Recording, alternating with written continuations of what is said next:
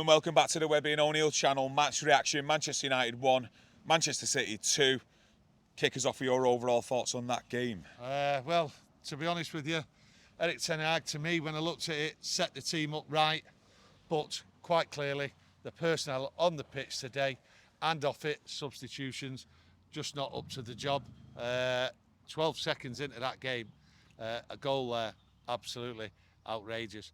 But I just thought City, at times, just played around United. United stops them coming down the middle. They didn't really go down the wings.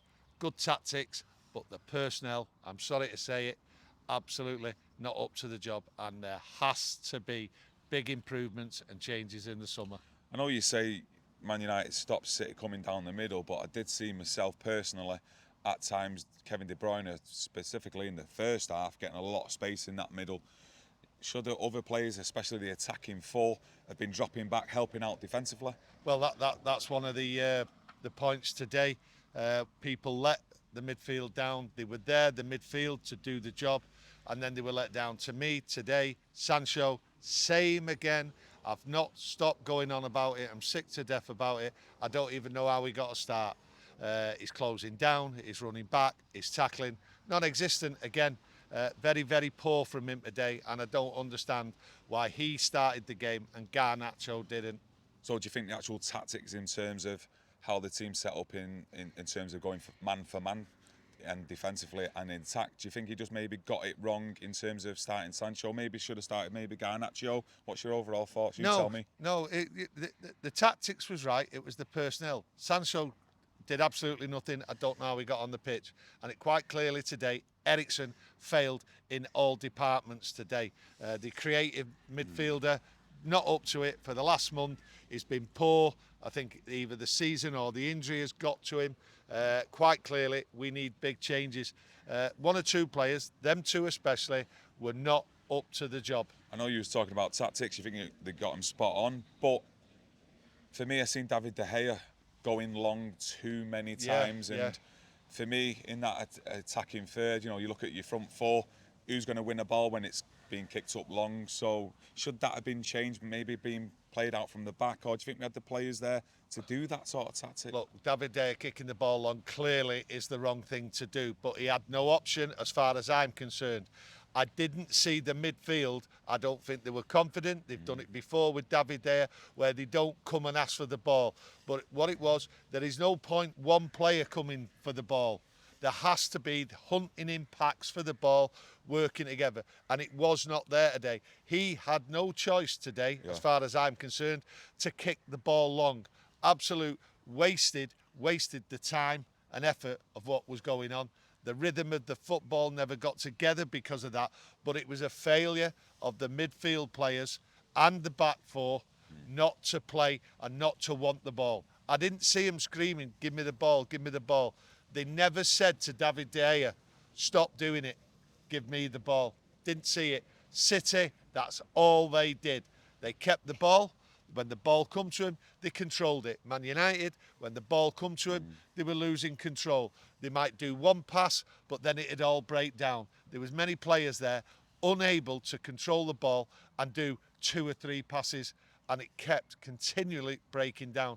I thought today, Manchester City weren't at the best. Yeah, I agree with that. I don't think Manchester City were at the best. With what we've seen against like the likes of Real Madrid in recent weeks, Well, where they've just blown them away in the first half. Well, if you look at the second half of the season, these games there, they've just blown and scored goals and everything. If you look at Haaland today, there wasn't much chances he got. And De Bruyne, to be honest, I don't think he gave that many chances in there. I thought he played well, he run about and that, but to be honest, they got sideways passes over from De Bruyne, but he was getting the space, I thought, particularly in the first half. Yeah, I agree with you. He got the space. But what they were doing, they were getting the ball, they were coming at United, edge of the area, playing it out wide, and then coming back. They were keeping the ball all the time.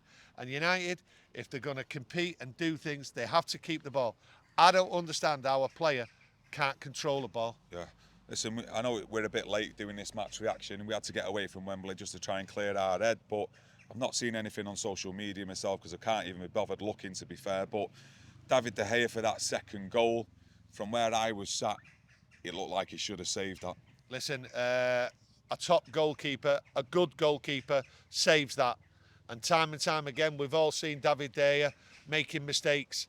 That mistake, he's done it a couple of times. There is no way he shouldn't have saved that. It was so soft, it was weak, there was no power.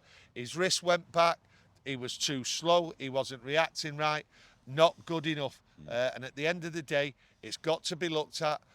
Ten Hag will look at it. I don't think he's too happy with Ten Hag with David De Gea. No one's happy with David De Gea.